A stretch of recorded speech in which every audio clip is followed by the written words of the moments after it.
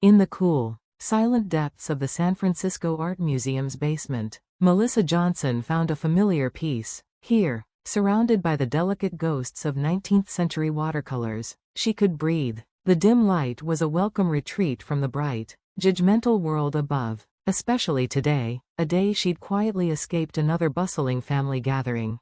When her phone vibrated, lighting up with, "Mom," a faint sigh escaped her. "Melissa, you'll never guess," Diane's voice chirped, bypassing hello. "Vanessa and Brad are booking a Mediterranean cruise, his firm's new partnership. Isn't it marvelous?" Melissa closed her eyes, holding the phone a careful inch from her ear. This was the familiar soundtrack of her life, the chronicle of Vanessa's perfect choices, the prestigious MBA, the CEO husband, the luminous path that defined her mother's idea of better. "That's lovely," Melissa said, her voice flat. "I'm in the middle of cataloging for the new exhibition. Can I call you back?" "Always with the museum." Diane's tone cooled, tinged with that old disappointment. "What is it you're looking for down there, really?" What Melissa sought was simple, honesty, passion, a life built on her own terms, not the glittering blueprint her mother carried. After a terse goodbye, she sought refuge in her usual cafe, where the autumn wind carried a bite, the warmth inside, the waitress's knowing smile, the usual coffee order. These were her modest anchors. "Excuse me," a voice interrupted. "Everywhere else seems full." She looked up. A man with kind, tired eyes gestured to the chair opposite. He wore a faded navy sweater and a warm, disarming smile. "Please," she said. "Jack." He introduced himself, extending a hand. "Melissa."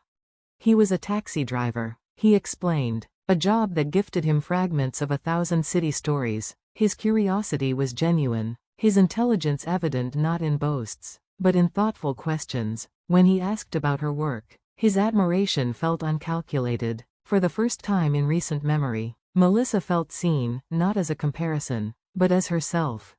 Their meetings became a quiet rhythm. Jack's humility was a balm. He spoke of books and art with a passion that lit up his face, and he visited her museum, eager to learn. Her family's reaction to him was a script she knew by heart. "A tax driver?" Diane's disapproval crackled down the line. "Sweetheart, you must aim higher. Vanessa met Brad at the Fairmont. You need to be in the right rooms." Melissa offered no defense. Some walls were too thick to scale.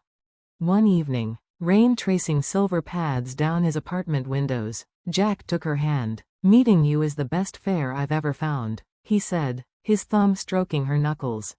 Her smile faltered, a heavy truth, held for weeks, pressed against her ribs. "Jack, I need to tell you something." The words trembled out, her doctor's news, the unlikely prospect of children.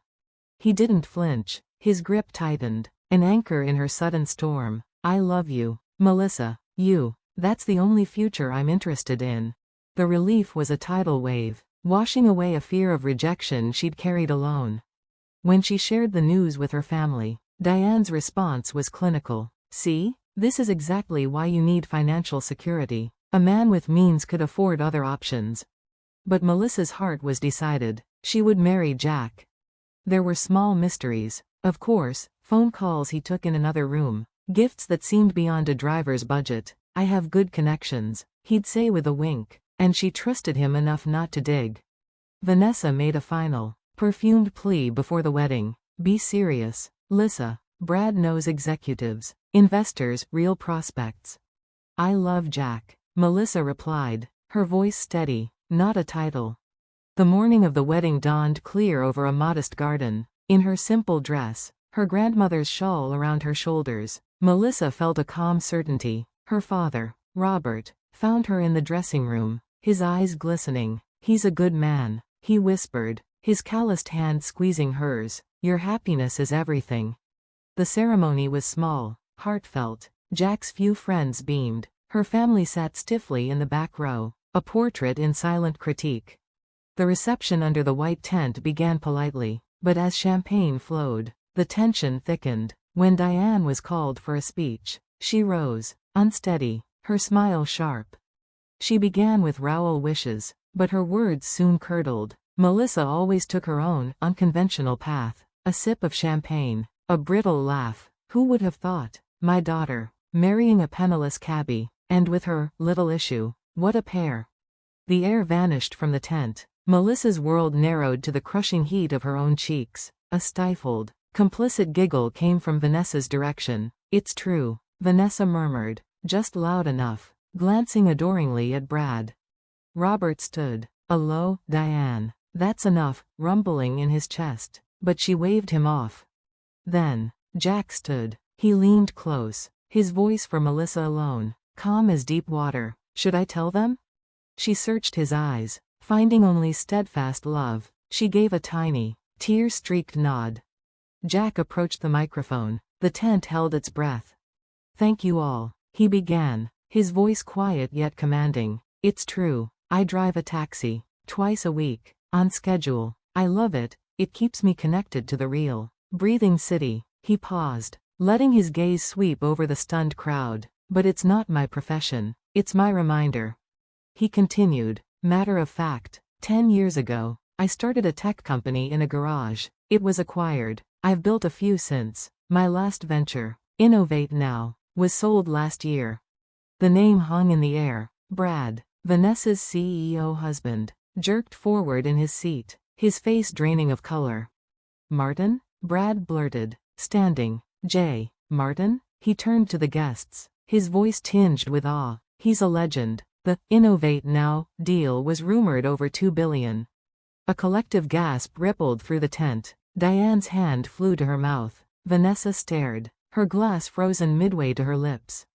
Jack continued, his focus returning to Melissa. I never wanted that noise. I wanted a real connection. I wanted someone who'd see me, not a balance sheet. His eyes locked with hers, a private universe in the crowded space. Melissa loved the man who drove a cab and loved Renaissance art. She is the greatest success I've ever known. He then turned his steady gaze toward Diane. And as for families, they are made of love, not just biology. That is a journey Melissa and I will choose together, on our terms. The silence was absolute, profound. Diane seemed to shrink, her defiance replaced by dawning, horrible understanding. Today, Jack concluded, his voice softening but still clear, is about celebration, about love that sees truly. Let's keep it that way. He returned to Melissa's side, lifting her hand to his lips. In the echoing quiet, the only sound was the gentle rustle of autumn leaves and the beginning of a new, unfettered story. The silence in the tent was absolute, a held breath. Jack's words hung in the air, not as a weapon, but as a quiet, undeniable truth. He put down the microphone and walked back to Melissa. She rose to meet him, her vision blurred with tears that were no longer of shame, but of profound relief. When his arms went around her, the spell broke. Warm, thunderous applause erupted. Her father, Robert, was the first on his feet, his glass held high, his voice rough with emotion. To my daughter and her brilliant husband, to love. Glasses rose across the garden, a forest of tentative, then genuine, celebration. Diane and Vanessa lifted theirs, their movements stiff, their smiles fragile masks over stunned faces. The music swelled again, and the dance floor filled, but at the family table, the world had tilted on its axis. Brad practically materialized at Jack's elbow, a business card materializing in his fingers. Jack, when you have a moment, perhaps we could schedule a chat. Jack took the card, his smile polite but distant. Today is for celebration. Brad, let's just enjoy the evening. Melissa found her mother on the shadowy terrace, a solitary figure against the fading gold of the sky. Mom? Diane turned. In the dusky light, Melissa saw the tracks of ruined mascara, the raw redness around her eyes. The carefully constructed facade had crumbled. Melissa, Diane's voice was a frayed whisper. I didn't know. I know you didn't, Melissa said softly, the anger she expected to feel tempered by a strange, aching pity. It's not just that, Diane choked out, the words tumbling free as if a dam had broken. I was wrong. About everything. About your father. About what matters about you. I've spent a lifetime chasing a reflection, and I pushed you to do the same. A sob escaped her, and in doing so, I missed my own daughter. Melissa reached out, taking her mother's cold hand. The gesture felt both foreign and necessary. It doesn't have to be that way anymore. Diane's grip was desperate. Can you ever forgive me? Forgiveness takes time, Melissa said, her voice gentle but firm. But today can be a start. They stood in a silence that was no longer hostile, watching the first stars pierce the twilight. The next morning, in a sun-drenched suite high above the city, the world felt new. Melissa stepped onto the balcony, the cool mist of San Francisco Bay kissing her skin. The Golden Gate Bridge was a ghostly suggestion in the distance. Yesterday's drama seemed both vivid and distant, like a storm that had cleared the air.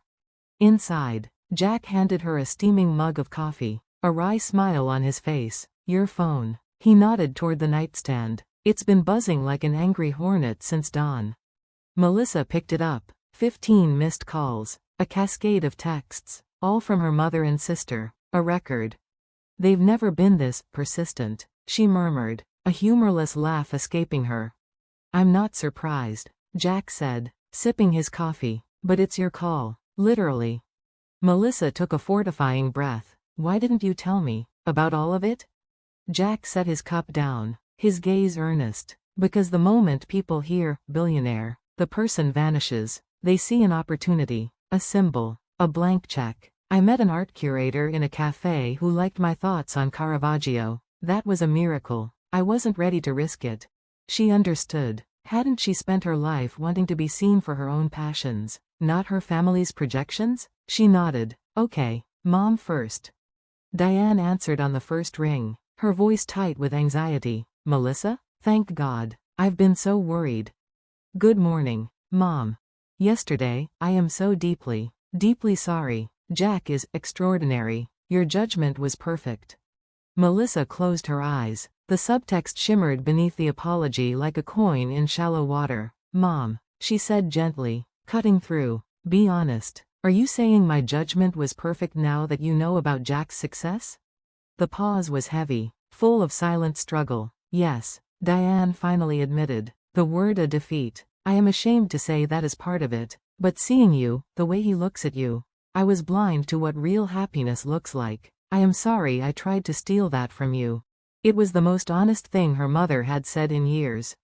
Come to dinner, Diane pleaded. Tonight, a proper welcome, the whole family. Melissa glanced at Jack, who gave a slight, resigned nod. All right, we'll be there. The call with Vanessa was a masterpiece of strained sisterly affection. We've let so much come between us. Lissa, she purred. Let's not waste any more time. Melissa almost laughed. The childhood nickname, unused for decades, now felt like a costume. That evening, the family home gleamed with unnatural effort. Every surface shone. Orchids, not daisies, stood in the vases. The air was thick with the scent of an elaborate cocoa van and underlying desperation. Jack, welcome, welcome, Diane gushed, her smile too wide. The performance had begun. Dinner was a symphony of awkwardness. Diane and Vanessa volleyed hollow compliments. Brad, seated next to Jack, steered every topic toward market trends. When Diane inquired about their living plans, her suggestion of Pacific Heights was as subtle as a billboard. We're quite happy where we are, Jack demurred, his hand finding Melissa's under the table. They had already closed on a cozy, sun-filled cottage with a garden, their secret. As the wine dwindled, the polished veneer cracked. The truth is, Vanessa began, her voice uncharacteristically small. Brad's company, it's been a difficult quarter. The investors are getting restless. She looked at Jack, her eyes wide with a plea Melissa had never seen before. Brad jumped in. If we could just borrow an hour of your insight, Jack, it would be invaluable. Before Jack could respond, Diane leaned forward, her voice dropping to a conspiratorial whisper. And our retirement? Robert worked so hard. But the savings, they're not what we'd hoped. A little guidance would mean the world. Robert stared fixedly at his plate, a flush of humiliation on his neck. Vanessa added the final stitch, her tone wheedling. We're family. Family helps family, right? The room suffocated in the weight of the ask. Melissa felt a cold clarity. This wasn't reconciliation. It was renegotiation. Jack's voice was calm, impenetrable. We'll certainly give it some thought. Family is important. The visible relief around the table was a physical thing. Later, in the quiet of their car, Melissa and Jack looked at each other and, simultaneously, burst into a laugh that was equal parts disbelief and liberation. Unbelievable, Melissa breathed, shaking her head. The transformation. Predictable, Jack said, navigating the city lights. Wealth is a magnet. It draws out what's already there. They haven't changed. Not really. Not yet, Jack agreed. But people can. Sometimes they just need the right mirror. Melissa took his hand. You're not actually considering just writing a check, are you? Jack's smile was subtle, cunning. No, but we might offer them a loan with very specific terms. Terms that require a different kind of investment from them. Melissa understood. A lesson, not a handout. An opportunity to grow. Exactly, he said. Real help isn't a transaction. It's a challenge to be better. 1 year later, snow dusted the garden of their quiet, book-filled cottage. Melissa sketched by the fire, while Jack reviewed notes for his weekly university lecture, a class on ethical entrepreneurship he taught pro bono. Any updates from the front? Jack asked, looking up from his laptop. Melissa smiled. Vanessa texted, Brad's company stabilized after implementing your community reinvestment clause. She says it's oddly satisfying. Jack's investment had been conditional. A percentage of profits funded local arts education, a stipulation Brad had initially bristled at. And your mom?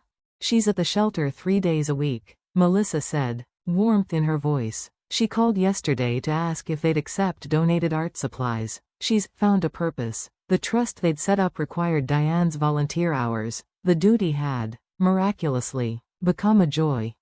The phone rang. Diane's name flashed. Melissa, darling, Christmas plans? Your father is already planning the menu.